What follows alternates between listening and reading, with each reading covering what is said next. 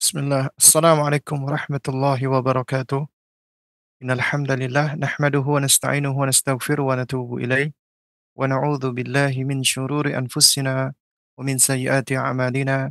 May yahdihillahu fahuwal muhtad wa may yudlil falan tajida lahu waliyyan mursyida. Asyhadu an la ilaha illallah wahdahu la syarika lah wa asyhadu anna Muhammadan abduhu wa rasuluh la nabiyya ba'dah amma ba'd. Fa inna asdaqal kalami kalamullah wa ahsanal huda huda Muhammadin sallallahu alaihi wa ala alihi wasallam wa syarrul umuri muhdatsatuha wa kullu muhdatsatin bid'ah wa kullu bid'atin dhalalah wa kullu dhalalatin finnar amma ba'du. Eee, Pemirsa Rosyad TV yang dimuliakan Allah Subhanahu wa taala dimanapun antum berada, alhamdulillah kita bersyukur kepada Allah Subhanahu wa taala di pagi hari ini di tanggal 3 di bulan Ramadan atau hari ketiga di bulan Ramadan, kita masih diizinkan Allah Subhanahu wa taala untuk bersua, berjumpa di kesempatan yang istimewa ini dalam rangka melanjutkan kajian rutin kita membahas ma la yas'u atfalul muslimina jahlahu, yaitu perkara-perkara yang tidak sepatutnya anak-anak kaum muslimin tidak mengetahuinya. Atau dengan kata lain, anak-anak harus tahu.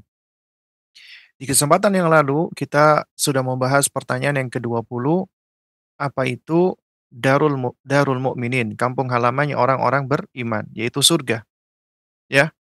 Nah, sekarang kita akan membahas yaitu Darul Kafirin, kampung halamannya orang-orang kafir, ya. Kita perlu mengajarkan hal ini sebagai konsep bagian dari keimanan dan ini bagian dari al-imanu biyaumil akhir, mengimani hari akhir. Hari yang tidak ada ya sesuatu yang mengakhirinya. Artinya ini hari yang paling akhir dan inilah kehidupan yang sebenarnya dan disinilah manusia akan mendapatkan kesengsaraan atau keberuntungan. Karena di hari akhir inilah adalah negeri pembalasan, ya yaumul hisab. Hari semua amal manusia dihitung kemudian manusia akan ditetapkan sesuai dengan ya apa yang mereka amalkan di dunia ya dan sesuai dengan eee, dengan rahmat Allah Subhanahu wa taala karena amal mereka itu sebab mendapatkan rahmat Allah Subhanahu wa taala. Nah, di pertanyaan yang ke-21, apa itu Darul Kafirin, Nak? Kampungnya orang-orang kafir? Maka jawablah neraka. Dalilnya firman Allah Subhanahu wa taala surat Al-Baqarah ayat 24, "Fattaqun naral lati waquduhan nasu wal hijarah, uiddat lil kafirin." Maka jagalah, peliharalah, lindungilah dirimu dari neraka yang bahan bakarnya adalah manusia dan batu. Waquduhan nas wal hijarah ya. Bahan bakarnya adalah manusia dan batu. Uiddat lil kafirin yang disediakan bagi orang-orang kafir. Jadi di ayat ini Allah memberikan perintah dan perintah itu berarti menunjukkan kewajiban. Dan adanya perintah serta larangan dari Allah itu menunjukkan perhatian dan kasih sayang Allah. Karena orang yang memperhatikan, yang perhatian, maka dia akan memberikan arahan, bimbingan. Di antara bentuk arahan itu adalah memberikan perintah dan larangan. Dia akan memberikan instruksi-instruksi. Ya agar orang yang diberikan instruksi tadi, dia bisa selamat. Ya, dalam hal ini selamat di dunia dan di akhirat. Siapa yang mengikuti bimbingan, pedoman dari Allah Subhanahu wa taala, mengikuti perintah Allah, menjauhi dari larangan Allah. Dan ini menunjukkan kebaikan Allah Subhanahu wa taala. Di mana Allah Subhanahu wa taala menciptakan neraka. Ya, Allah menciptakan neraka. Sebagai apa? Sebagai ukubah, sebagai iqab, sebagai punishment, sebagai hukuman. Ya bagi orang-orang yang menentang Allah, yang durhaka kepada Allah. Di sisi lain Allah menciptakan surga, jannah. Sebagai apa? Sebagai reward, ya, sebagai thawab, sebagai hadiah, balasan bagi orang-orang yang beriman, orang-orang yang bertakwa, orang-orang yang beramal soleh, orang-orang yang mau tunduk patuh kepada Allah Subhanahu wa taala. Maka mereka orang-orang yang tunduk patuh, beriman, beramal soleh, maka Allah sediakan baginya surga. Dan sebaliknya mereka yang menentang, ya mereka durhaka kepada Allah, mereka kufur, tidak mau beriman, tidak mau beramal soleh, maka Allah sediakan baginya neraka, ya. Nah, di sini para ulama menerangkan, ya, ini kalau misalnya ada yang bertanya dari anak-anak kita atau ya orang lain, ya, kenapa Allah menciptakan neraka? Ya, Allah menciptakan neraka itu sebagai ya hukuman, ukubah atas atas apa namanya, apa yang diamalkan oleh manusia atau sebagai hukuman bagi mereka, sebagai iqab. Lantas kenapa Allah kok menghukum? Bukankah Allah Maha Baik, ya? Allah memberikan hukuman sesuai dengan keadilan Allah. Keadilan Allah adalah keadilan yang sempurna. Ya, jika ada seseorang di dunia nih, misalnya ya, ada orang di dunia, yang satu dia berbuat baik, yang satu dia berbuat buruk. Ya, lantas apakah orang yang berbuat buruk disamakan dengan orang yang berbuat baik? Tentunya tidak. Ya, karena itulah orang yang berbuat baik maka dia akan mendapatkan balasan kebaikan sesuai dengan kebaikan yang dia lakukan. Bahkan Allah lipat gandakan. Demikian pula dengan keburukan, maka Allah akan balas sesuai dengan keburukan orang tersebut. Dan Allah tidak tidak apa ya namanya? Allah tidak membalas lebih daripada ya hukuman yang layak bagi orang tersebut. Itulah keadilan Allah Subhanahu wa taala, ya. Nah, oleh karena itu Allah ciptakan neraka ini sebagai untuk hukuman. Dan sebelum manusia itu mendapatkan hukuman, maka Allah Subhanahu wa taala memberikan bimbingan. Di antaranya berupa ancaman, ya. Makanya para nabi dan rasul diutus oleh Allah Subhanahu wa taala sebagai apa? Mubasysyirin wa mundhirin. Mubasysyirin memberikan berita gembira, bisyarah tentang siapa yang taat, bertakwa, beramal soleh, Allah sediakan surga. Wa mundhirinan, ya, wa mundhirin artinya memberikan peringatan. Peringatan siapa yang membangkang, siapa yang tidak taat, siapa yang kufur, siapa yang kafir, maka Allah sediakan baginya neraka. Artinya Allah sudah berikan dulu ini peringatan-peringatan. Maka siapa yang aware mengikuti peringatan-peringatan tersebut, ya, maka dia akan selamat. Tapi siapa yang abai, dia cuek, dia nggak mau ambil pusing, maka tentunya bukanlah suatu hal yang adil. Mereka yang taat tunduk kepada Allah dengan mereka yang tidak tunduk taat kepada Allah itu disamakan. Ya, sehingga Allah Subhanahu wa taala ya menyediakan tempat yang berbeda bagi mereka, orang-orang yang taat dengan orang-orang yang maksiat, dengan orang-orang yang tidak taat, dengan orang-orang yang kufur.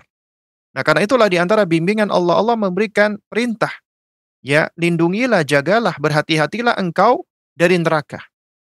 Yang disebutkan di dalam Al-Quran, di dalam sejumlah ayat, ketika mensifati Al-Quran, apa? Waku, wakuduhan nas wal hijarah. Ya, wakuduha, wakut itu artinya bahan bahan bakar, fuel. Ya, sesuatu yang dapat semakin menyalakan atau membangkitkan. Itu namanya waqud. Ya, jadi bahan bakar, ya, misalnya api, ketika diberikan bahan bakar seperti bensin, maka dia akan semakin besar ya apinya. Nah, di sini Allah sebutkan ternyata yang akan menjadi bahan bakar neraka itu adalah manusia yang Allah tetapkan mereka masuk ke dalamnya. Wal hijarah dan batu. Kemudian kalau ada yang bertanya, bukankah batu itu di dunia mereka tidak beramal, ya, dan batu itu tidak melakukan sesuatu, kenapa kok dia dimasukkan ke dalam neraka? Sementara manusia, ya, mereka ada yang berbuat buruk, berbuat jelek, layak bagi mereka. Lalu kenapa manusia dan batu kok ditempatkan ke dalam neraka? Seakan-akan apa salahnya batu? Maka kita katakan atau kita jawab bahwasanya batu tidaklah salah dan batu ditempatkan Allah di neraka bukan sebagai hukuman bagi batu, tapi sebagai tambahan hukuman bagi manusia. Ya, karena tentunya manusia berbeda dengan batu. Ya, manusia beda sama batu. Ya, batu adalah benda mati yang tidak berakal dan juga tidak bernyawa. Manusia adalah makhluk yang Allah istimewakan di muka bumi ini. Allah berikan kepadanya akal. Nah, oleh karenanya tidak sepatutnya manusia itu bisa lebih rendah daripada hewan, apalagi lebih rendah daripada benda-benda mati seperti batu. Kenapa batu ditempatkan ke dalam neraka? Karena itu sebagai bahan bakar neraka yang akan semakin menambah panas neraka, akan menambah siksa bagi manusia. Ya, jadi ibaratnya seperti misalnya seseorang di dunia dia hendak membuat api unggun, maka untuk membakar api unggun butuh kayu bakar dan juga butuh seringkali bensin atau minyak ya untuk menguatkan ya apa pembakaran tadi. Nah, ibaratnya kalau manusia itu seperti kayu bakarnya, maka bensin atau minyak tanah tadi itulah yang akan semakin ya membuat apinya berkobar. Jadi batu dimasukkan neraka sebagai tambahan azab bagi manusia, bukan hukuman bagi batu.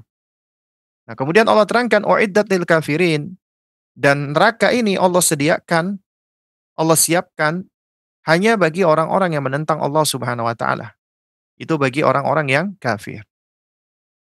Nah, jadi ala kulli hal, neraka itu adalah tempat ya yang mengerikan, tempat siksaan untuk orang-orang kafir, orang-orang munafik, orang-orang yang durhaka, ya. Dan siapa yang masuk ke dalamnya maka sungguh dia akan mengalami kesengsaraan, duka nestapa. Di dalam Al-Qur'an, Allah Subhanahu wa taala menyebut neraka dengan berbagai macam nama. Di antaranya Allah sebut dengan sebutan nar, narun, api artinya. Karena memang neraka itu isinya adalah api yang membakar, ya. Sebagaimana di dalam firman Allah surat An-Nisa ya ayat 14, Allah Subhanahu wa taala berfirman, "Wa may ya'sillaha wa rasulahu wa yata'adda hududahu yudkhilhu naran khalidan fiha wa lahu adzabun muhin."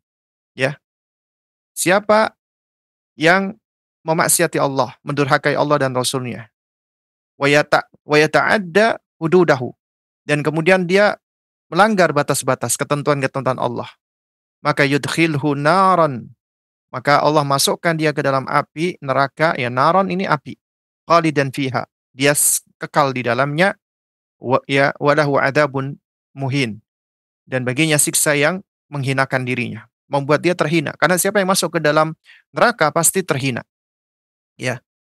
Jadi disebut neraka dengan nar, ya an-naru, ya. Kemudian juga di Al-Qur'an neraka disebut juga dengan jahanam. Ya jahanam, meskipun ada yang berpendapat jahanam ini adalah level atau tingkatan kerak dari neraka, ya, keraknya neraka. Neraka yang paling bawah, jahanam. Itu tempatnya orang-orang munafik sebagaimana Allah berfirman dalam surat An-Nisa ya, ayat 140, "Innallaha jami'ul munafiqina wal kafirina fi jahannam ya, jami'an." Ya, sesungguhnya Allah jami'ul munafiqina wal kafirin. Allah mengumpulkan orang-orang munafik dan orang-orang kafir fi jahannam jami'an. Ya ke dalam neraka jahanam semuanya, seluruhnya. Ya, jadi Allah kumpulkan orang-orang munafikin dan orang-orang kafir. Kemudian juga di dalam ayat yang lain, neraka juga kadang-kadang disebut dengan jahim. Ya, jahim. Ya, sebagaimana Allah sebutkan di dalam surat Al-Maidah ayat 10, "Walladzina kafaru wa kadzdzabu biayatina ulaika ashabul jahim." Orang-orang kafir lagi mendustakan ayat-ayat kami, maka mereka itu adalah ashabul jahim. Mereka adalah penghuni-penghuni jahim, yaitu neraka jahim. Ya. Kemudian juga disebut dengan as-sa'ir. Ya, as-sa'ir. Ya, yaitu api yang menyala-nyala. Sebagaimana firman Allah Subhanahu wa taala surat Al-Ahzab ayat 64, "Innallaha la'anal kafirina wa 'adda lahum sa'ira." Sesungguhnya Allah mengutuk, melaknat orang-orang kafir dan Allah menyediakan bagi mereka sa'ira, api neraka yang menyala-nyala, api yang berkobar-kobar, ya. Nah, kemudian juga Allah sebut dengan kata sakor. Ya, sakor, ya. Sebagaimana dalam firman Allah surat Al-Qamar ayat 48, ya, "Yauma yashabuna fin-nari ala wujuhihim dzuqu massas saqar." Ya, dzuqu massas saqar. Ingatlah ketika mereka itu diseret ke dalam neraka di atas muka mereka. Artinya mereka dalam kondisi yang terjungkal. Maka dikatakan ya dzuqu massas saqar, maka rasakanlah ya betapa panasnya api neraka itu. Ya, ya massas saqar. Kemudian juga Allah sebut neraka dengan al-hutamah. Sebagaimana surat Al-Humazah ya, di mana Allah Subhanahu wa taala berfirman, "Ya wa ma adraka mal hutama?" Tahukah kalian apakah al-hutama itu? Narullahi al-muqadah. Ya, yaitu api yang Allah sediakan dalam keadaan menyala-nyala. Itulah al-hutamah, neraka, ya. Nah, nah. Makanya Allah Subhanahu wa taala mengatakan, "Kalla layunbadanna fil hutamah. Sesungguhnya dia benar-benar akan dilemparkan ke dalam hutamah. Wa ma adraka mal hutamah. Tahukah kalian apakah hutamah itu? Narullahi al-muqadah. Api Allah yang menyala-nyala. Kemudian juga Allah sebutkan selain hutamah, neraka disebut dengan ladha. Kalla innaha ladha. Surat Al-Ma'arij ya. Sekali-kali tidak, innaha ladha. Sesungguhnya ya itulah neraka. Ladha itu artinya api yang bergolak-golak. Ya. Nazza'ata lisyawa. Ya. Yang akan mengelupaskan kulit kepala. Artinya kena api ini, kulit kepala itu akan melepuh lepas darinya. Wa nas'alullah salamal afiyah. Ya. Tad'u man adbara wa tawalla. Ya, yang mana neraka ini menyeru, memanggil orang-orang yang adbara, yang mundur ke belakang, yang membelakangi agama Allah, wa tawalla, dan berpaling dari agama Allah Subhanahu wa taala.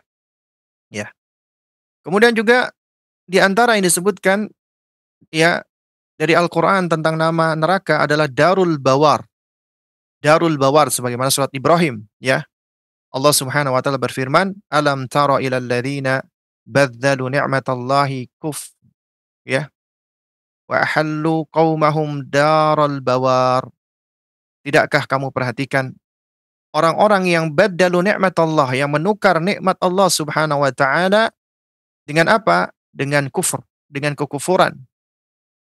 Ya, wa ahallu qaumahum daral bawar. Dan kemudian mereka menenggelamkan atau menjatuhkan kaumnya ke Darul Bawar. Darul Bawar artinya lembah kehancuran, lembah kebinasaan. Itulah neraka. Jahannam yaslaunaha, yaitu jahanam yang mereka terperosok ke dalamnya, wa bi'sal qarar. Dan itulah tempat-tempat seburuk-buruk tempat, ya. Nah, kemudian juga di antara nama neraka adalah apa? Adalah bi'sal qarar, ya sebagaimana ayat tadi, yaitu seburuk-buruk tempat tinggal. Artinya tempat yang paling jelek adalah neraka Allah Subhanahu wa taala. Nah, lalu kemudian jamaah sekalian muliakan Allah Subhanahu wa taala, ya, di antara hal-hal yang perlu kita perhatikan ya berkaitan dengan neraka ya.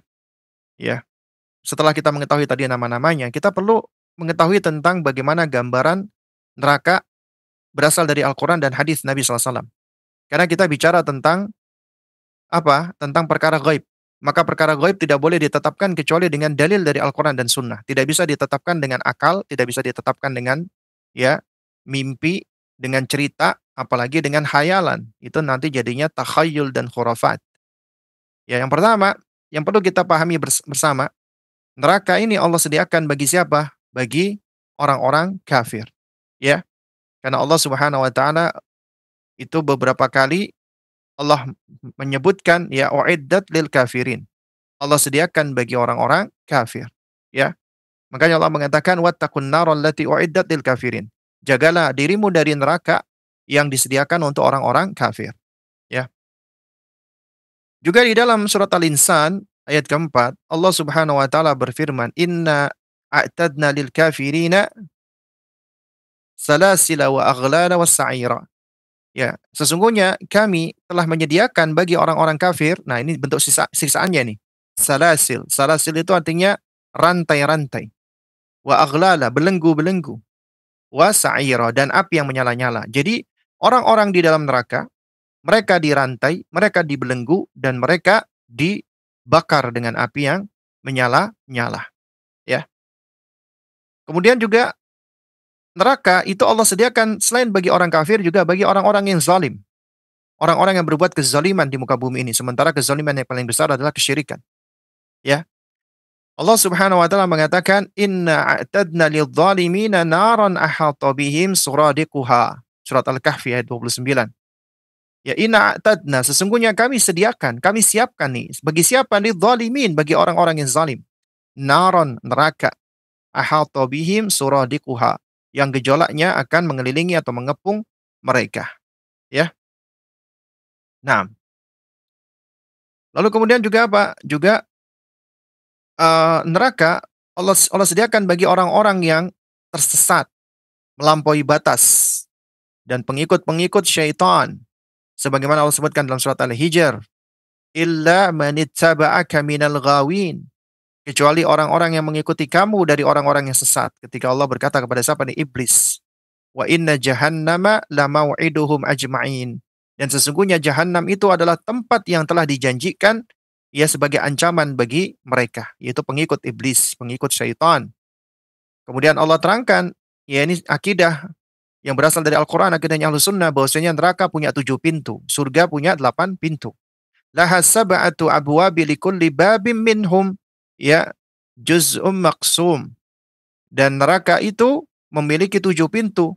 Dan tiap pintu itu sudah ditetapkan untuk golongan-golongan tertentu dari mereka penghuni neraka. Artinya ada pintu-pintu khusus, sebagaimana surga memiliki pintu-pintu khusus.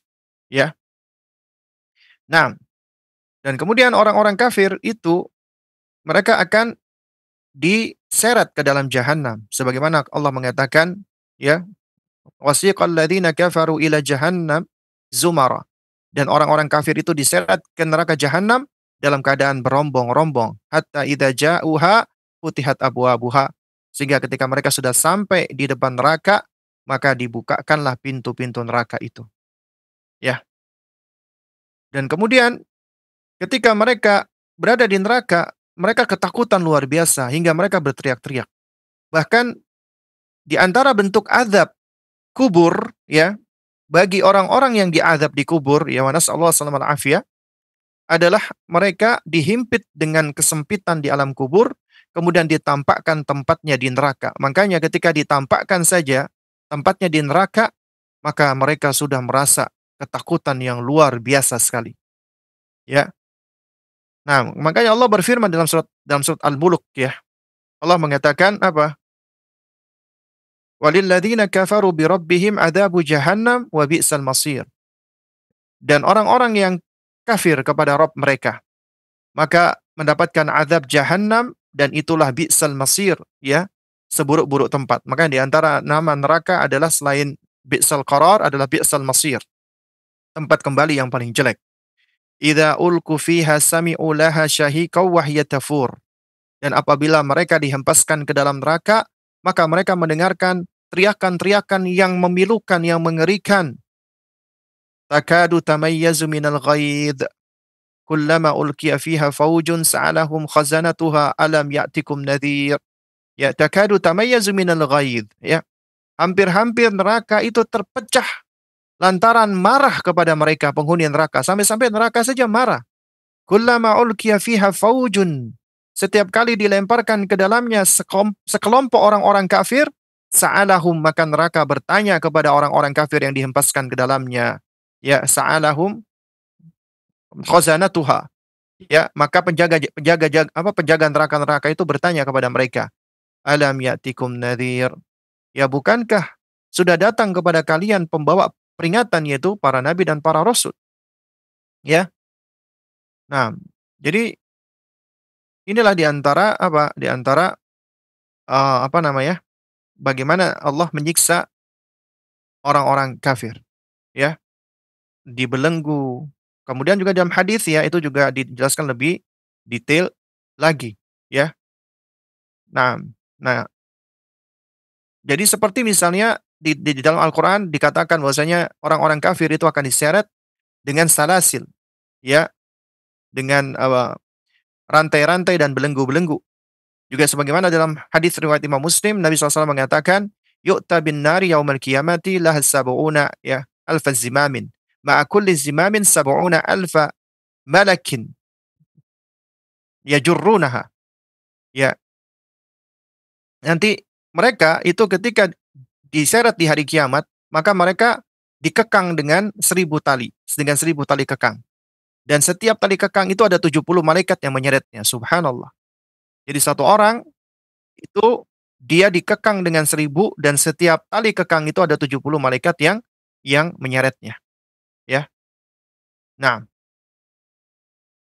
jadi ini menunjukkan apa? Menunjukkan betapa mengerikan, ya, mengerikan siksa neraka. Nah, oleh karenanya, ya, itu ketika disebutkan oleh Nabi SAW tentang buah zakum, ya, salah satu buah yang ada di neraka, ya, dan ini yang akan dijadikan sebagai salah satu makanan para penghuni neraka. buah yang sangat mengerikan dan menakutkan, ya, itu Nabi SAW mengatakan, "Lau anna," ya, "qitratan minaz zakumi qatarat fi dari dunya," ya, "lau anna qatratan minaz zakumi qatarat fi dari dunya la afsadat ala ahli dunya," ya, "ma'ayishahum." Ya, jikalau ada setetes dari buah zakum itu jatuh ke dunia, jatuh ke negeri dunia, maka niscaya satu tetes itu akan merusak kehidupan seluruh penghidupan dari penduduk dunia. Akan hancur dunia karena satu tetes dari buah zakum, sementara para penghuni neraka, ya mereka memakan buah ini. Waliyadzubillah. Dan di neraka itu siksanya berbeda-beda, ada level-levelnya. Dan dikatakan yang paling ringan, yang paling enteng, ya, itu adalah siksa yang dialami oleh paman Nabi, yaitu Abu Talib. Ya, kata Nabi SAW, "Inna ahwana ya ahlin nari adzaban man lahu na'lani wa syirakani min nari." Ya, sesungguhnya ya penghuni neraka yang paling ringan siksaannya adalah orang yang dia diizinkan memiliki dua sandal dan dua tali, ya, dari api neraka. Dari api, ya, min narin yaghla minhuma dimahuhu, ya. Jadi dia pakai sandal, tapi ternyata sandal itu, kedua sandalnya itu dapat menyebabkan otaknya mendidih, waliyadzubillah. Ya, kama ya, kama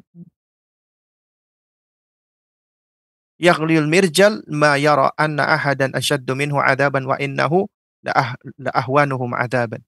Ya, adab, ya. Itu sebagaimana mendidihnya sesuatu di dalam periuk. Dan ia tidak melihat ada orang yang lebih berat siksaan dari orang tersebut. Padahal itu adalah siksaan yang paling ringan.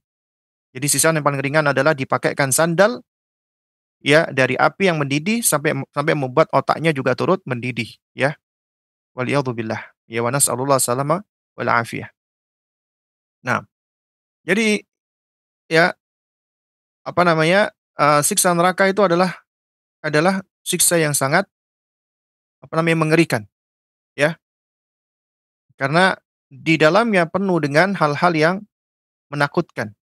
Dan Allah Subhanahu wa taala menciptakan neraka, kemudian Allah jelaskan tentang sifat-sifatnya memang untuk menakut-nakuti, takhwifan, ya, untuk menakut-nakuti hamba-hambanya, agar mereka takut dengan siksa neraka Allah, agar mereka takut dengan kemurkaan Allah, karena mereka yang dimasukkan neraka adalah orang-orang yang Allah murkai. Gak mungkin Allah menyayangi hambanya Allah masukkan ke dalam neraka. Tidak mungkin orang yang Allah rahmati Allah hempaskan ke dalam neraka. Makanya orang yang masuk neraka adalah orang-orang yang Allah murka dengannya. Ya. Nah, oleh karenanya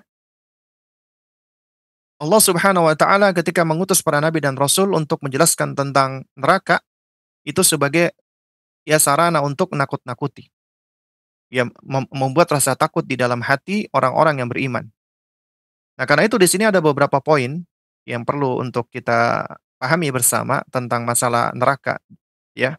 Yang pertama adalah, ya, kita harus mengajarkan kepada anak-anak kita tentang bab keimanan, di antaranya iman kepada hari akhir.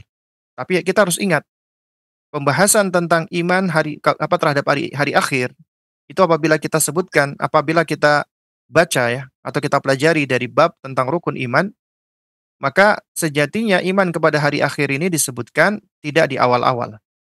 Ya, ini menunjukkan bahwasanya, ya, yang paling utama untuk kita ajarkan sebelum masalah ini adalah iman kepada Allah. Ya, ini sebagaimana yang sudah kita pelajari, ajarkan kepada iman kepada Allah dulu. Agar anak-anak kita mengenal Allah dan terutama mengenal tentang kebaikan-kebaikan Allah. Ya. Sebab Allah Subhanahu wa taala secara asal itu semua sifat-sifatnya adalah husna, indah, mulia, baik. Dan Allah ketika menyebut tentang dirinya, ya, sifat dan perbuatannya yang misalnya menghukum, mengazab, menyiksa, itu sebagai bentuk, ya, balasan semuanya. Artinya Allah secara asal itu adalah bersifat rahmah, penyayang. Ya, Allah Rahim, Allah Rahman wa Rahim. Ya, Allah disifati dengan sifat penyayang, menyayangi hamba-hambanya. Itu secara asal.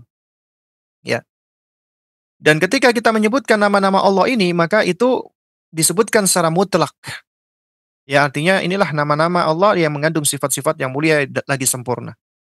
Tapi ketika Allah disebutkan dengan sifat misalnya Allah berbuat tipu daya, Allah berbuat makar, Allah menghinakan, Allah apa namanya, misalnya Allah Subhanahu wa taala, apa namanya, mengadab, menyiksa, dan yang semisalnya, termasuk Allah membenci, itu semua adalah ya disebutkan dengan adanya sebab, sebagai bentuk balasan, sebagai bentuk pembalasan. Makanya kita nggak boleh ketika berdoa kita mengucapkan, "Ya Allah yang Maha berbuat makar, ya Allah yang Maha ya mengazab," itu tidak boleh. Namun apabila kita ucapkan, "Ya Allah yang Maha Pengasih, Allah Maha Penyayang, ya Allah yang Maha Baik, Maha Dermawan," dan yang semisalnya, itu boleh. Tapi ketika kita berdoa secara lepas, mutlak maksudnya, kita mengatakan, "Ya Allah yang Maha pemarah, ya Allah yang Maha Menyiksa, ya Allah," itu satu hal yang tidak perbolehkan.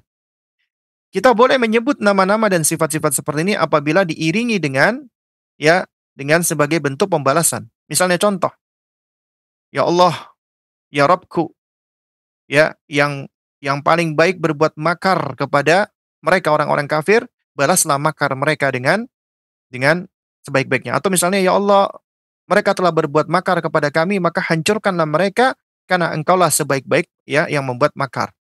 Ya Allah, mereka telah membuat tipu daya kepada kami, maka balaslah tipu daya mereka karena Engkau adalah sebaik-baik yang berbuat tipu daya." Ya. Ya Allah, mereka telah menzalimi aku ya Allah, maka balaslah kezaliman mereka. Hancurkan mereka, azab mereka, siksa mereka, laknat mereka. Itu boleh, ya. Nah, tapi kalau kita tidak takyid, kita tidak ikat kaitkan dengan sebagai bentuk balasan, maka itu tidak diperbolehkan. Misalnya ya Allah yang Maha Menyiksa, itu tidak suatu hal yang tidak dibolehkan, ya. Nah, kenapa? Karena nama-nama tersebut adalah nama-nama yang harus dikaitkan dengan apa? Dengan sebabnya, sebagai bentuk pembalasan. Itulah kesempurnaan dari nama-nama Allah Subhanahu wa taala. Karena itulah pengajaran tentang al-imanu billah itu harus diawali dengan mengajarkan mereka tentang ya sifat-sifat Allah yang mulia, nama-nama Allah yang sempurna, yang indah dan sifat-sifatnya yang mulia termasuk perbuatan-perbuatannya. Dan siapapun yang mempelajari tentang Allah, maka akan tumbuh fitrahnya, ya, akan semakin terpupuk fitrahnya dan akan tumbuh rasa cintanya kepada Allah. Nah, baru kemudian ajarkan dia untuk beriman kepada kitab-kitab Allah, terutama Al-Quran, ya, mengajarkan mereka beriman terhadap malaikat, ya, beriman terhadap para nabi dan rasul, di antaranya nabi kita Muhammad bin Abdullah SAW. Nah, baru al-imanu bil yaumil akhir, mengimani hari akhir. Di hari akhir itu ada surga dan neraka. Jadi yang pertama adalah apa? Poin pertama, ya, ini adalah bab tentang keimanan. Sebelum mengajarkan tentang neraka dan surga, ajarkan dulu tentang al-imanu billah. Ya, jangan langsung melompat-lompat. Ya, karena iman kepada Allah itu pondasi dari semua keimanan. Karena semua keimanan tidak akan tegak berdiri tanpa iman kepada Allah. Kemudian yang kedua, berkaitan dengan mengajarkan anak tentang surga dan neraka, ya, adalah ya, sebelum kita menjelaskan neraka, maka kita tuntaskan dulu pengajaran kepada mereka tentang bagaimana baiknya Allah. Allah itu maha baik. Agar tidak muncul di dalam benak anak, ya, mereka itu beranggapan Allah itu tidak baik, Allah itu jahat, Allah itu suka membalas, Allah itu suka dendam, Allah itu ini dan itu. Ya, karena ya kita harus tuntaskan dulu pendidikan tentang masalah ya sifat-sifat Allah yang semuanya ya bukan hampir, bahkan semuanya itu adalah sifat yang mulia, sifat yang indah, sifat yang sempurna. Ya. Jadi supaya tidak muncul di dalam benak mereka ketika dijelaskan tentang perbuatan-perbuatan Allah seperti menyiksa dan semisalnya itu berangkat dari anggapan bahwasanya Allah itu ya jahat dan lain sebagainya. Wa nas'alullah salamah al-afiyah. Kemudian yang ketiga, ketika kita hendak mengajarkan anak-anak kita tentang konsep neraka, maka sebelum jelaskan neraka, jelaskan dulu tentang surga. Ya, jadi kita menghasung dulu tentang surga, keindahan surga. Kenapa? Agar mereka itu tahu ini kampung halamannya, mereka senang dengannya, mereka mencintai surga, mereka kepingin masuk ke dalam surga. Kenapa? Karena di surga itulah tempat di mana penghuninya bisa berjumpa dengan Allah, melihat wajahnya Allah, itu nikmat yang paling besar. Dan juga di surga penghuninya bisa bersua dengan manusia yang paling sempurna di muka bumi ini. Manusia yang seharusnya lebih kita cintai dibanding siapapun, yaitu Rasulullah sallallahu alaihi wasallam. Kita masuk surga karena kita juga ingin bertemu dengan beliau alaihi salatu wassalam, ya. Dan kita jelaskan tentang keindahan-keindahan surga, ya. Nah, jadi intinya adalah kita jelaskan dulu tentang surga untuk memotivasi dan mendorong mereka. Karena kaidahnya at-targhibu muqaddam ala tarhib, memberikan motivasi itu lebih dikedepankan daripada memberikan ya ancaman-ancaman. Nah, kemudian yang keempat, ya, ya, yang patut kita pahami bahwasanya memberikan ancaman kepada anak itu kita lakukan sesuai dengan kebutuhan, sesuai dengan kondisi, sesuai dengan hajat. Tidak terlalu sering memberikan ancaman kepada anak. Karena seringnya mengancam anak itu akan menimbulkan karakter yang buruk, yang jelek. Ya, apabila orang tua sering kali mengancam anak apalagi dengan ancaman-ancaman neraka, ya, yang pertama, sesuatu yang sering digunakan akan kehilangan efektivitasnya. Sebagaimana dikatakan apa? Kathratul misas tumitul ihsas. Sesuatu yang terlalu sering distimulasi maka akan hilang sensitivitasnya. Artinya sesuatu yang terlalu sering digunakan udah nggak efektif lagi. Ya, jadi jangan sering-sering kita melakukan ancaman. Ya, seperlunya. Karena sesuatu yang terlalu sering digunakan hilang efektivitasnya. Udah nggak efektif lagi. Nah, kemudian yang kedua, ketika kita melakukan ancaman-ancaman kepada anak, maka setidaknya ancaman tersebut kita lakukan ketika anak sudah 10 tahun lebih. Kalau ditanya, apa dalilnya Ustadz? Dalilnya adalah diantaranya isyarat dari hadis Nabi SAW tentang sholat. Muru auladakum bisalah wahum abna'is sab'in. Perintahkanlah anakmu sholat di usia 7 tahun. Nah, memerintahkan anak sholat di usia 7 tahun itu diantaranya dengan memotivasi, mendorong mereka. Ya diantaranya kita jelaskan tentang balasan-balasan bagi orang yang sholat. Surganya Allah. Dan berarti ini kita terghib, ya, kita memotivasi mereka untuk mau sholat dan beribadah. Ya ihtisaban, mengharap balasan dari Allah subhanahu wa ta'ala. Kemudian wadribuhum 'alaiha wa hum abna'u asyrin. Pukul mereka kalau nggak sholat di usia 10 tahun. Berarti ketika mereka tidak sholat, mereka boleh diberikan konsekuensi, hukuman sampai di tingkat pukulan, asalkan pukulan yang apa yang ta'diban, pendidikan, bukan ta'diban, bukan siksaan. Artinya di sini anak-anak kita itu sudah boleh mereka dihukum, ya, dihukum fisik bahkan, ya meskipun ini solusi terakhir, tapi yang perlu kita pahami bersama adalah apa? Adalah di usia inilah ketika mereka boleh dihukum, maka sejatinya inilah usia mereka sudah ditakhwif, sudah ditakut-takuti dan diancam.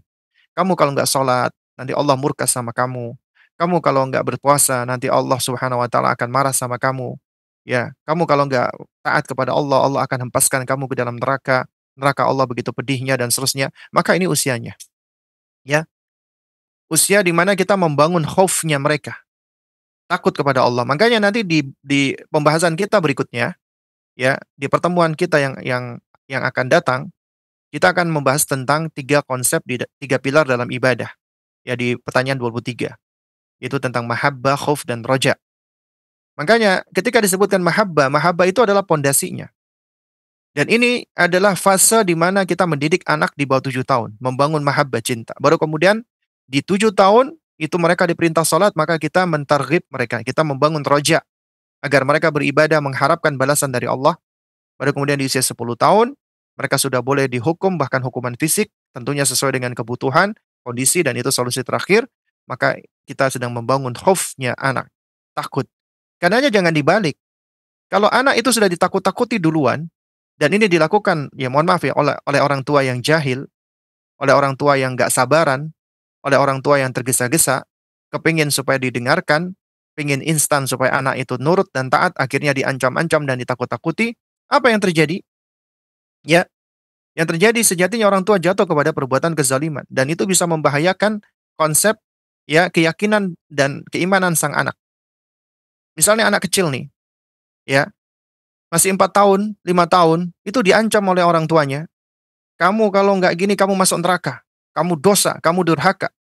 Nah, ucapan orang tua yang mengucapkan seperti ini kepada anak di bawah 7 tahun, itu mengandung kezaliman dan kedustaan. Kenapa dikatakan mengandung kezaliman dan kedustaan? Pertama, zalim artinya adalah wadu syai' fi ghairi mahallihi. Meletakkan sesuatu tidak pada tempatnya. Artinya itu belum waktunya. Si anak ini udah ditakut-takuti dengan cara seperti ini. Kemudian yang kedua, kenapa dikatakan mengandung kedustaan? Karena dia berdusta. Si anak ini dikatakan masuk neraka. Padahal dia usia baro'ah. Usia terbebas dari dosa. Usia mereka belum diberikan beban atau taklif syariat. Artinya apabila mereka meninggal dunia di usia seperti itu, di usia anak-anak, mereka masuk surga. Insya Allah Ta'ala. Ya, karena mereka mati di atas fitrah. Dan mereka sejatinya belum jatuh kepada dosa. Anak-anak kecil ketika mau berbuat keburukan, belum berdosa. Meninggalkan kewajiban, belum berdosa. Tapi baiknya Allah apabila mereka berbuat kebaikan, Allah berikan pahala. Itulah baiknya Allah Subhanahu wa Ta'ala. Nah, karena itulah ya mengancam anak mengatakan kamu dosa, kamu masuk neraka, Allah marah sama kamu dan seterusnya. Itu mengandung kebohongan. Nah, kemudian yang lebih bahaya lagi yang ketiga adalah apa? Ini akan membangun ya image negatif anak kepada Allah. Akan membangun pandangan yang buruk terhadap Allah. Kenapa? Karena dia ngelihat orang tuanya suka marah-marah, kemudian orang tuanya ngancam-ngancam dengan ancaman membawa nama Allah, yang muncul di dalam image anaknya dalam kondisi akalnya belum sempurna, ilmunya belum memadai, apa? Ternyata Allah itu juga jahat, seperti abiku atau umiku. Ternyata Allah suka marah-marah, seperti abi atau umiku. Bahkan lebih parah lagi. Dan ini suatu hal yang tentunya gak baik, membahayakan mereka. Perbuatan kezaliman, perbuatan kedustaan. Ya, dan ini dilakukan oleh orang tua yang gak belajar, yang jahil.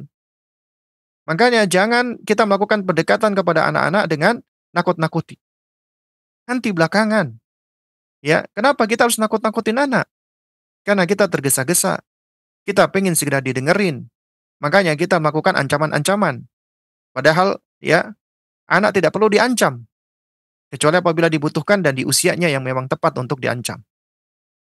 Dan rasa takut, khauf yang dibangun, tidak diawali dengan mahabbah, tidak diawali dengan rasa cinta, maka rasa takut yang terbangun itu akan menyebabkan orang yang takut itu lari dengan yang dijadikan objek ketakutannya. Artinya, coba, kalau misalnya ada orang tua nakut-nakutin anaknya, kamu kalau nggak nurut sama ibu, kamu nanti ibu bawa ke rumah sakit biar disuntik sama dokter.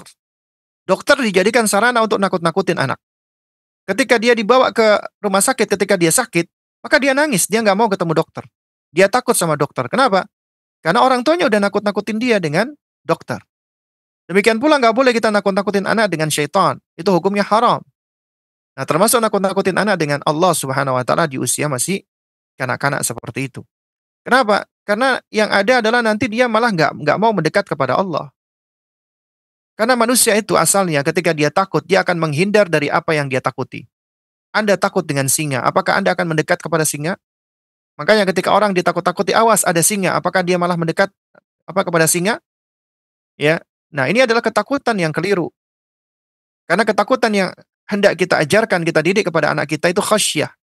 Rasa takut yang berangkat dari pengagungan dan kecintaan dan pengenalan kepada Allah, di mana rasa takut itu ya menimbulkan haibah, keseganan, takut yang bersifat segan. Jadi kita tetap ingin mendekat kepada Allah dan kita segan dengannya. Kita merasa malu dengannya. Kita merasa khawatir. Khawatir apabila Allah murka dengan kita, marah dengan kita, benci dengan kita. Itu adalah perasaan yang benar. Ya, karena kita nggak kepingin Allah marah dengan kita, murka dengan kita dan seterusnya. Ya, karena itu jangan lakukan pendekatan pertama kali dengan nakut-nakutin anak. Dan ini yang juga seringkali ya kami sampaikan, ya bahkan sampai ada yang salah paham nih dari orang tua yang ada di antara mereka yang beranggapan anak kok nggak ditakut-takutin dengan neraka. Nah, berarti anak jangan diajarin tentang neraka, bukan. Boleh kita mengajarkan mereka tentang konsep neraka, tapi seperlunya dan tidak diperbanyak. Kenapa? Karena di waktu mereka usia masih kecil seperti itu, apakah Anda sudah usai, maksud saya sudah tuntas mengajarkan mereka tentang iman kepada Allah, kemudian iman kepada malaikat, iman kepada nabi dan rasul? ya. Nah, ini apakah udah Anda ajarkan? Sehingga Anda kok langsung loncat untuk mengajarkan mereka tentang, ya, tentang neraka, ya. Nah, jadi kita boleh menyinggung-nyinggung tentang masalah neraka meskipun mereka masih usia dini. Allah menyediakan neraka, neraka itu adalah tempat, ya, yang buruk, ya. Ini adalah tempat hukuman bagi orang-orang yang kafir, yang durhaka menentang Allah, api yang menyala-nyala dan seterusnya, ya, kita boleh kita jelaskan. Tapi jangan kita jadikan itu sebagai suatu hal yang utama atau kita memperbanyak, pembahasan tentang neraka, ya. Karena yang hendak kita bangun pertama kali kepada anak itu mahabbahnya dulu, cintanya dulu, karena cinta itulah yang menjadi pondasi, ya, itu yang akan menjadi pondasi. Nah, jadi karena itulah ketika kita hendak mengajarkan anak-anak kita tentang konsep neraka, maka kita harus hikmah, ya. Di antaranya kita perlu melihat situasi dan kondisi, kita melihat fase perkembangannya, kita melihat usianya, kita melihat kebutuhannya, ya. Jadi tidak bisa langsung dikit-dikit kita ancam, apalagi kita ancam dengan neraka, ya, seakan-akan bahwasanya orang tua itu cuman bisa melakukan pendekatan dengan nakut-nakutin anaknya saja. Ini orang tua yang cenderung frustasi, karena dia merasa dirinya tidak didengarkan oleh anaknya.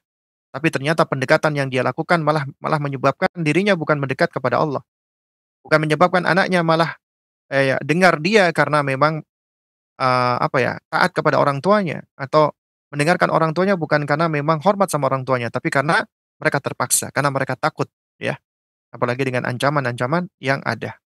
Nah, karena itulah sebagai orang tua kita perlu untuk terus belajar, ya, termasuk di dalam hal ini kita mempelajari tentang bab keimanan, termasuk iman kepada hari akhir, ya, karena kalau kita perhatikan, ya, di dalam sejumlah hadis Nabi SAW, ya, itu selalu dikaitkan antara iman kepada Allah dan iman kepada hari akhir. Seperti misalnya Nabi SAW mengatakan, "Man kana yu'minu billahi wal yaumil akhir, falyukrim jarahu. Man kana yu'minu billahi wal yaumil akhir, falyukrim," apa namanya? "Dhaifahu." Ya, "Man kana yu'minu billahi wal yaumil akhir, falyakul khairan aw liyasmut." Siapa yang beriman kepada Allah dan hari akhir, hendaknya dia berkata baik atau dia diam. Siapa yang beriman kepada Allah dan hari akhir, hendaknya dia memuliakan tamunya. Siapa yang beriman kepada Allah dan hari akhir, hendaknya dia memuliakan, tetangganya, ya. Jadi, kenapa Nabi mengatakan, "Yu'minu billahi wal yaumil akhir"? Di antara yang diterangkan oleh para ulama, karena amal itu ada starting point-nya dan ada end point-nya. Ada garis start-nya dan ada garis finish-nya, ya. Jadi, amal itu ada permulaannya. Permulaannya itu iman kepada Allah. Karena kita melakukan ini karena Allah, mengimani Allah Subhanahu wa taala, ya. Dan kemudian amalan kita ini akan dihisap oleh Allah Subhanahu wa taala dan itu adalah di hari akhir, ya. Sehingga nanti di hari akhir kita akan dihisap atas amal-amal kita, ya. Makanya siapa yang beriman kepada Allah itu sebagai starting point-nya, landasannya, dan kemudian beriman kepada hari akhir, nanti disitulah amalnya akan dibalas. Ini sama, ya, semakna dengan kata imanan wahtisaban. Ya, man shoma ramadhana imanan wahtisaban, ghufira lahu ma taqaddama min dzambi. Siapa yang berpuasa Ramadan dengan penuh keimanan dan penuh pengharapan, mengharapkan balasan dari Allah. Balasan dari Allah yang paling utama adalah di akhirat, di hari akhir. Maka akan diampuni dosa-dosanya, ya. Nah, jadi yang menjadi landasan apa? Iman kepada Allah, baru kemudian setelah itu hari akhir. Nah, ini sebagai bentuk pengajaran ya terakhir kepada anak-anak kita, bahwasanya segala bentuk perbuatan baik yang engkau kerjakan, Nak, maka sejatinya itu akan dicatat oleh Allah dan akan dibalas. Sebagiannya Allah akan balas di dunia, ya, langsung di dunia. Tapi yang pasti semuanya itu akan Allah balas di akhirat. Dan pembalasan Allah di akhirat khairun wa abqa, lebih baik dan lebih langgeng daripada, ya, yang ada di dunia, ya. Nah, jadi kita ajarkan kepada mereka bahwasanya ketika kita berbuat amal soleh, kita sedang menabung amal kita dan tabungan ini akan kita buka ibaratnya ketika kita sudah berada di hari akhir. Ya, itulah investasi akhirat. Kita ajarkan tentang konsep ini kepada mereka, ya. Karena kehidupan kita di dunia cuma sementara, kehidupan yang singkat, pendek, dan kehidupan yang sejati yang abadi adalah ketika kita sudah berada di yaumil akhir. Ya wallahu taala a'lam bishawab, ya mungkin ini yang bisa disampaikan. Baik, saya coba lihat mungkin sudah ada pertanyaan. Ya, bagi yang ingin bertanya silakan, yang ingin tanya langsung ini sudah disediakan kesempatan oleh, operator untuk raise hand atau mengetikkan pertanyaan, atau yang ingin bertanya dari, para pemirsa Rasyad TV di manapun antum berada yang mengikuti kajian kita ini live baik dari YouTube ataupun dari, apa namanya, dari radio ya, itu juga bisa mengajukan pertanyaan dengan mengirimkan SMS atau pesan di nomor yang telah disebutkan atau bisa juga menelpon ke nomor yang telah diinformasikan tersebut. Nah, ya ini masih ada kurang lebih sekitar 7 menit ya sebelum kita masuk pukul 10. Bagi yang ingin bertanya silakan, ya yang bisa saya jawab akan saya jawab, tapi yang tidak bisa saya jawab nanti bisa ditanyakan kepada ustadz lain yang lebih mumpuni. Nah, barakallahu fikum jami'an. Ya.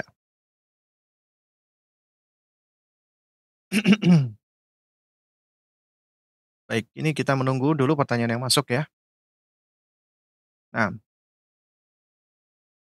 baik, sembari menunggu ya pertanyaan yang masuk ya, di dalam bahasan kita di buku ini ya, ini adalah, buku yang, apa namanya, yang sangat bermanfaat ya, yang disusun oleh penulisnya dengan sistem tanya jawab ya.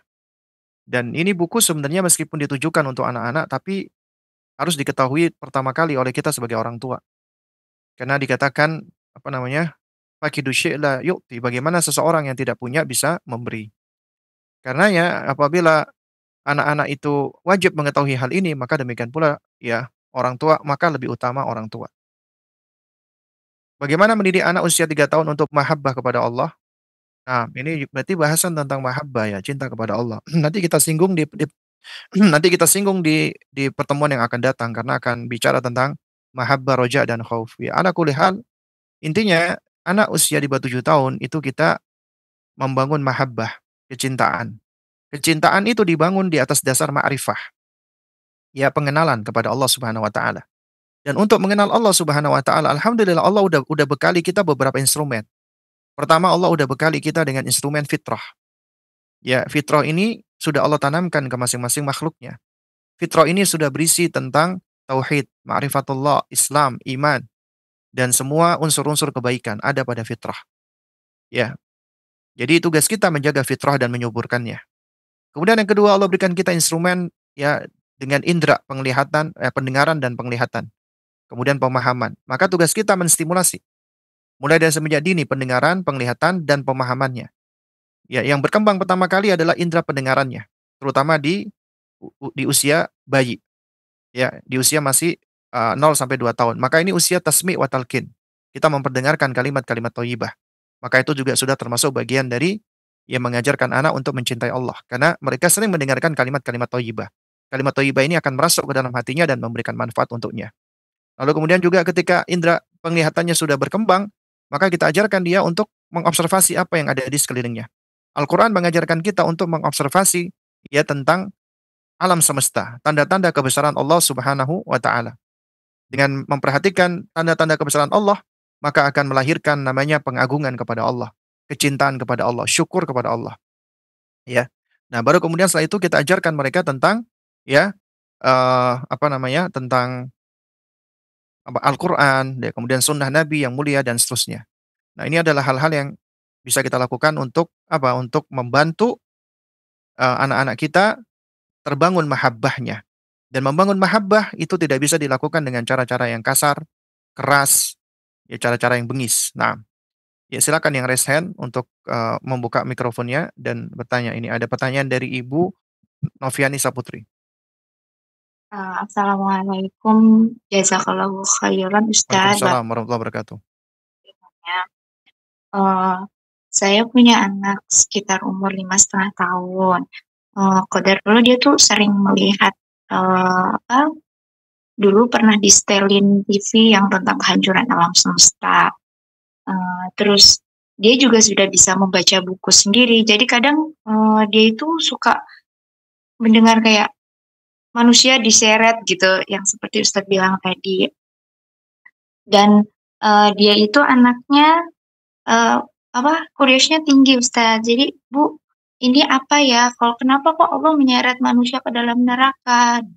Terus anak kan jelasin, "Iya, itu hanya untuk orang-orang yang kafir, bukan orang yang bertauhid, bukan orang yang beriman," gitu. Terus, ana juga jelaskan juga Ustadz yang tentang surga gitu.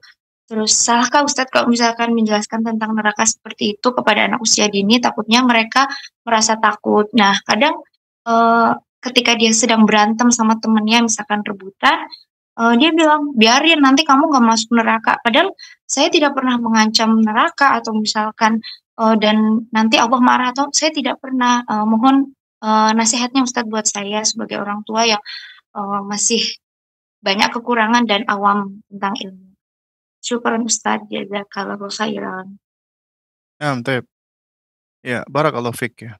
Jadi yang perlu kita pahami bersama adalah ya, memang anak-anak itu tanggung jawab orang tuanya di dalam, pendidikan ya, dan juga menjadi tanggung jawab kita sebagai orang tua untuk, apa namanya, untuk menjaga anak-anak kita dari konten-konten yang keliru atau yang salah.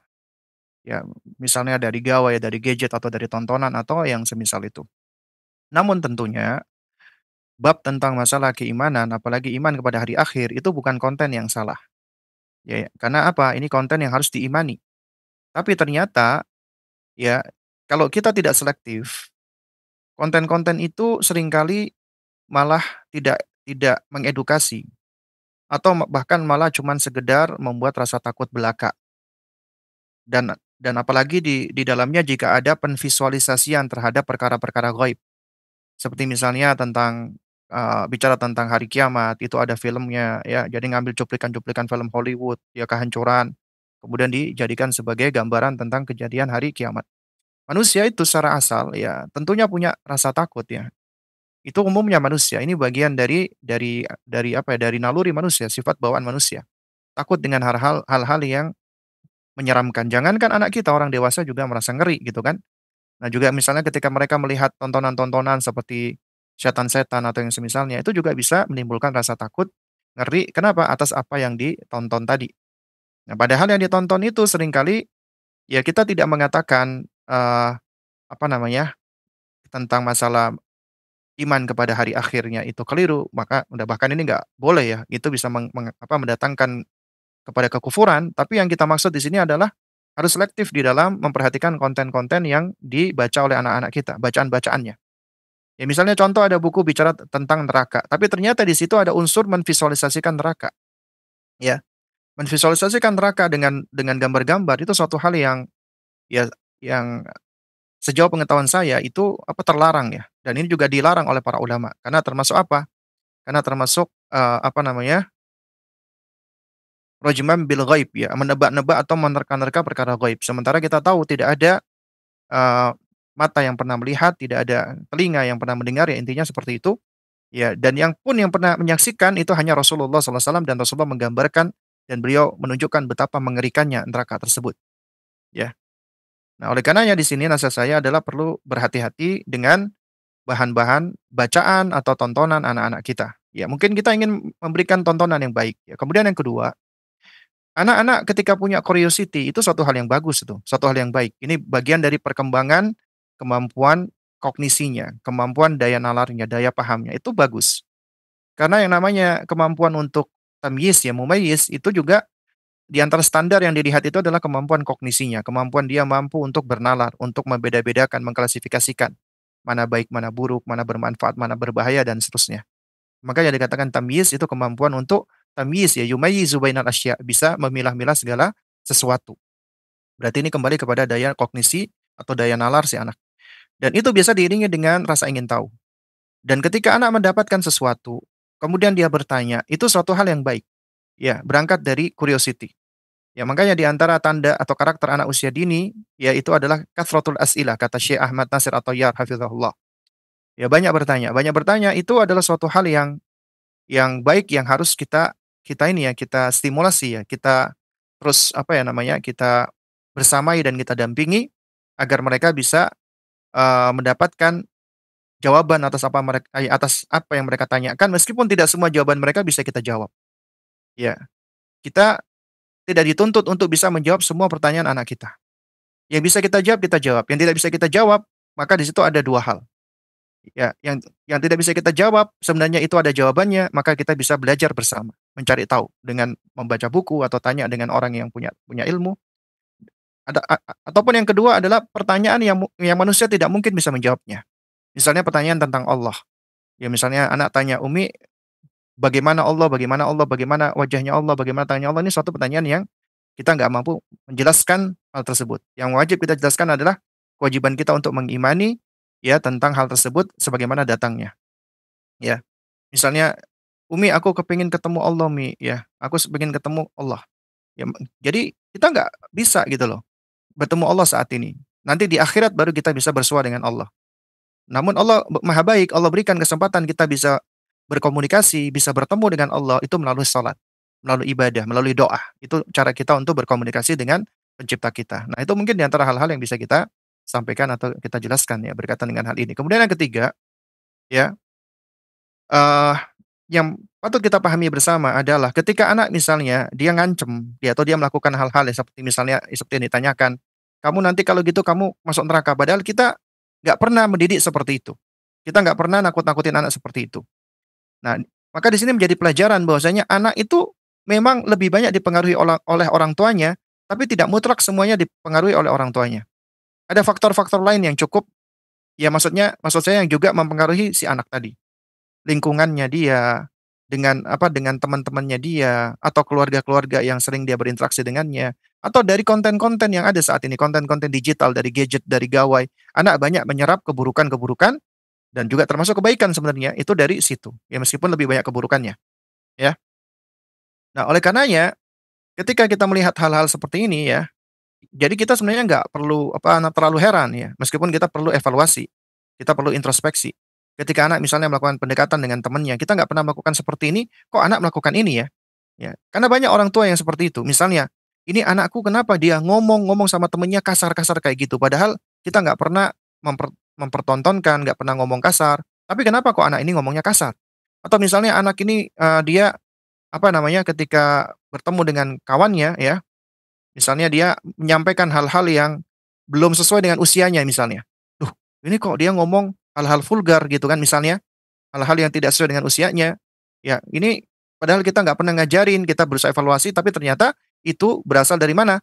Dari tontonan dia, atau dari bacaan dia, atau dari orang-orang sekitar dia. Nah, karenanya kita di sini perlu untuk juga aware dengan apa yang ada di sekelilingnya. Nah, kemudian poin yang kelima, ketika kita punya anak seperti ini, sebenarnya kita nggak perlu terlalu khawatir. Ya, artinya kita cukup membersamai, membimbing dan mengarahkan. Ketika dia bertanya, maka kita berusaha menjawab semampu kita. Ketika dia melakukan suatu hal yang menurut kita keliru, maka kita arahkan dia dengan cara baik, ya. Nah, jadi kalau kita lihat, ternyata anakku sudah bisa baca, ternyata yang dia baca itu adalah hal-hal yang misalnya, berkaitan dengan siksaan Allah. Padahal, ya, bahasan tentang misalnya berkaitan dengan surganya Allah misalnya, atau yang lebih fundamental lagi, yang berkaitan dengan masalah tauhid, tentang masalah akidah, itu belum benar-benar dia pelajari gitu loh. Ya maka kita berusaha mengalihkan kepada apa yang lebih prioritas ya. Jadi kita carikan buku-buku yang lebih sesuai dengan usia anak kita. Ya meskipun dia punya kesenangan, namanya anak apalagi laki-laki, dia senang kadang-kadang dengan hal-hal yang ini ya, yang wow ya, kayak yang gede, kayak dinosaurus, kayak monster-monsteran, ya itu memang ya bagian dari tabiat anak-anak kecil umumnya. Tapi tugas kita orang tua adalah berusaha untuk mengarahkan dengan sebaik-baiknya. Nah, wallahu a'lam bishawab. Saya mempunyai 2 anak yang masih balita. Bagaimana cara saya untuk memaksimalkan ibadah di bulan puasa dengan kesibukan mengurus anak, ya? Maka tidak sedikit ya, perkataan dari ulama-ulama kita, di antaranya Syekh Sulaiman, Ar-Ruhaili yang mengatakan bahwasanya, ya ketika seorang ibu di bulan puasa, ya maka sesungguhnya Allah Subhanahu wa taala telah menyediakan pahala yang berlimpah baginya. Bahkan ketika dia berkhidmat kepada suaminya, kemudian dia mengurusin anaknya, lalu kemudian dia juga ngurusin rumah, masak dan yang semisalnya, dan jika dia lakukan itu semua ya karena Allah, maka itu akan menjadi ibadah yang dicatat di sisi Allah Subhanahu wa taala. Ya bahkan wanita dapat mengumpulkan pahala yang begitu banyaknya. Jadi jangan Anda remehkan ketika Anda misalnya membersamai anak. Maka niatkan itu karena Allah. Ketika Anda melayani suami, niatkan itu karena Allah. Ya ketika Anda masak, bahkan ketika Anda masak, Anda bisa mendapatkan pahala seperti pahala orang yang berpuasa, ya. Karena Anda yang menyediakan makanan tersebut bagi anggota keluarga Anda. Anda punya 3 anak, kemudian Anda punya suami, kemudian ada orang tua Anda misalnya di situ, Anda yang masakkan semua. Itu jangan dipikir Anda tidak mendapatkan pahala pahala seperti orang yang berpuasa. Ya meskipun uangnya bukan dari Anda, tapi ketika Anda yang memasakkan, Anda dapat pahala seperti pahala orang yang berpuasa. Taruhlah Anda sedang haid, ya, Anda sedang menstruasi, Anda tidak sedang berpuasa, Anda tidak sholat, tapi Anda tetap dapat mengepul pahala-pahala dari Allah Subhanahu wa taala. Ya, misalnya dengan apa? Dengan berkhidmat melayani keluarga Anda yang berpuasa, ya. Anda meskipun haid, Anda tetap bisa ngajarin anak Anda, ngajarin dia hal-hal yang bermanfaat, ngajarin dia Al-Qur'an juga tetap boleh, dan juga Anda ketika bangunin anak untuk sahur, bangunin anak untuk sholat zuhur misalnya ketika dia ketiduran atau sholat asar, kemudian Anda siapkan makan sahur, Anda siapkan makan buka, itu semua adalah hal-hal yang dapat mendulang pahala yang berlimpah. Karena itu, ya, sebagai seorang wanita, berusaha untuk terus optimis, karena Allah Maha Baik, Allah akan sediakan pahala-pahala yang berlimpah bagi Anda, ya, di bulan Ramadan ini. Masing-masing punya peran, punya tugas, punya kondisi, punya tanggung jawab, punya kelebihan dan kelemahan masing-masing. Suami punya kelebihan dan kekurangan sendiri. Istri juga sama. Ya, dan masing-masing dari kita berusaha untuk saling melengkapi dan mengisi. Terakhir, bagaimana menyampaikan kepada anak perempuan yang sudah haid bahwa dia harus menjaga dirinya, berhati-hati dalam bergaul, terutama tidak boleh bergaul dengan laki-laki, menyampaikan bahwa perempuan yang sudah haid akan ada konsekuensi, artinya kalau dia haid, tanda-tanda dia nanti bisa hamil di masa yang akan datang. Ya. Ya sebenarnya seharusnya pertanyaannya bukan bagaimana menyampaikan, karena menyampaikan ya kita sampaikan gitu loh. Ya. Namun yang lebih tepat adalah bagaimana kita membersamai anak di usia sudah balik seperti ini. Bukan sekedar menyampaikan. Tugas kita di usia mereka sudah balik ya, apalagi anak perempuan, kita membersamai dan kita menjadi sahabat baginya. Ya. Jadi kita tidak lagi cuma sekedar nyuruh-nyuruh, marah-marah, ngomel-ngomel, tidak. Tapi kita menjadi sahabat. Ya, sahabat yang dipercaya oleh anak kita. Ketika dia ada masalah, dia akan curhat dengan kita. Dan tentunya pondasi yang harus kita bangun adalah sebelum dia haid, ya sebelum dia balik. Pondasi agar dia mencintai Allah. Karena ya dikatakan, ya apa namanya, man arafallah ya ahabbahu. Siapa yang mengenal Allah akan mencintai Allah. Wa man ahabbahu ata'ahu. Dan siapa yang mencintai Allah akan menaati Allah. Nah, jadi kalau misalnya anak kita ini belum mau berhijab misalnya, ya, berarti belum tumbuh kecintaannya kepada Allah. Karena dia belum taat kepada Allah. Berarti tugas kita berusaha untuk apa? Menumbuhkan lagi kecintaan dia kepada Allah agar dia taat kepada Allah. Maka kita harus pelan-pelan lagi ngajak dia baik-baik dan kita evaluasi selama ini ternyata aku sebagai orang tua keliru atau salah di dalam melakukan pendekatan. Ya, dan bisa juga dengan cara kita diskusi karena usia ini usia di mana anak sudah bisa diajak hiwar, bisa diajak berdiskusi. Ya, terutama diskusi-diskusi secara logik ya. Kita ajak bicara misalnya kenapa sih Nak Allah itu memerintahkan wanita untuk berhijab ya. Karena hijab ini mungkin dianggap oleh sebagian orang sebagai bentuk pengekangan, padahal itu perhatian, itu cinta kasih. Ya, Allah Subhanahu wa taala itu begitu perhatian dengan kita kaum wanita. Allah jadikan tubuh kita itu indah dan tubuh kita ini tidak layak untuk dinikmati oleh semua orang. Tubuh kita hanya boleh ya itu ditunjukkan kepada orang-orang spesial, orang-orang yang istimewa. Karena sesuatu yang apabila tidak dijaga, yang dibuka, diekspos, itu akan kehilangan nilainya, kehilangan harganya, menjadi murah. Ya, misalnya kita lihat nih, kayak barang-barang yang dijual, ya padahal kita ini manusia ya. Barang yang dijual aja, itu manusia udah bisa ngelihat mana yang mahal, mana yang tidak. Buah-buahan yang murah ditaruh begitu saja, disentuh-sentuh, dipegang-pegang, halal, halal, halal, halal, artinya boleh diicipin. Tapi buah yang mahal jangan harap. Buah yang sangat mahal itu akan disimpan, dibungkus, di-wrapping, ditaruh di kulkas agar terjaga gitu loh. Demikian juga dengan apa perhiasan. Perhiasan-perhiasan yang murah mungkin ditaruh begitu saja. Orang mau nyoba, mau masang, tapi yang mahal itu ditaruh di tempat, di loker khusus, dikunci.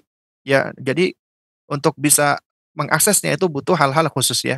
Artinya manusia itu tahu sesuatu yang istimewa itu tidak tidak apa ya, tidak begitu mudah diekspos begitu saja. Allah jadikan wanita itu punya keistimewaan. Allah ciptakan mereka penuh dengan keindahan. Keindahan itu tidak untuk dipamer-pamerkan kepada semua orang, ya. Apalagi ya ketika itu dipamerkan kepada kebanyakan laki-laki, malah akan menimbulkan madarat besar, ya. Akan menimbulkan apa, keburukan. Nah, ya, jadi ini adalah di antara hal-hal yang patut untuk kita pahami bersama, ya. Pendekatan kita adalah dengan anak-anak seperti ini adalah bersahabat. Jadi bukan bagaimana menyampaikan, cara Anda menyampaikan bebas, silakan. Masing-masing kita punya cara menyampaikan. Yang penting sebelum menyampaikan punya ilmunya dulu, ya. Kita belajar dulu. Karena apabila kita nggak punya ilmunya, bagaimana kita bisa menyampaikan gitu loh, ya. Jadi kita perlu untuk belajar agar kita bisa menyampaikan dan penyampaiannya itu seperti kita sedang diskusi, sedang hiwar dengan anak kita, ya. Nah, ya. Wallahu taala alam bisawab ya. Insyaallah nanti kita lanjutkan di pertemuan berikutnya. Kita akan membahas tentang ya 3 pilar ibadah, mahabbah, roja, dan khauf. Ya mudah-mudahan sedikit ini bisa memberikan manfaat bagi kita semua. Aku qouli hadza wa astaghfirullah li wa lakum. Subhanakallahumma wa bihamdik asyhadu an la ilaha illa anta astaghfiruka wa atubu ilaik. Assalamualaikum warahmatullahi wabarakatuh.